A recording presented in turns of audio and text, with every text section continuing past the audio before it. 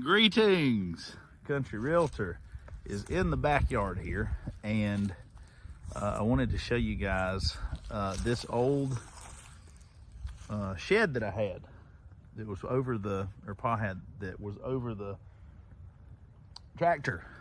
I've got a couple of videos that I'm going to tap in here and let you see, but I got some guys to move it, dig me out a spot, move it, and I want you to kind of see where I moved it to and kind of how this looks.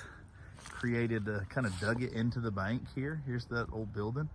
So beside it, kind of dug it down. Created a berm here for the water. I've thrown out a bunch of grass seed, and I've got some metal that I got from the leftover from the chicken coop, and I've measured it. Should go perfectly in between there.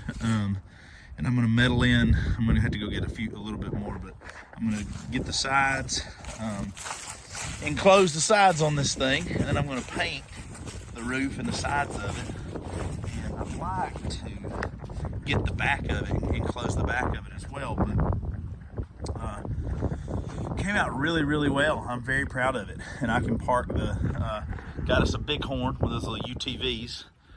With a dump bed on it. I'm excited about that. I think that's going to just be a game changer for a lot of things as we move forward. But everybody I've talked to has said they are our clutch, and it already has been worth every penny of it, because it's called the baby truck, Avery calls it, and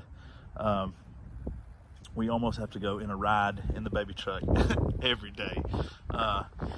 But anyway, I wanted to show you, and this video is really going to be, I wanted to show the shed, but with the placement of it, and what we're thinking was down this line here, right on the edge, I have went to a friend of mine, and we just bought a bunch of elderberry sprouts with the roots, and I'm going to plant them all along the left side of this building, probably about 3 to 4 feet off, right as on the slope here. I'm going to plant them down, and those things will sprout and grow. They grow from underneath, so the roots kind of grow and they pop up out of the ground, but those should spread all down through the left side of this thing. But I'm going to plant them all down here and not along the fence, probably about 6 feet off the fence, but to go down that way.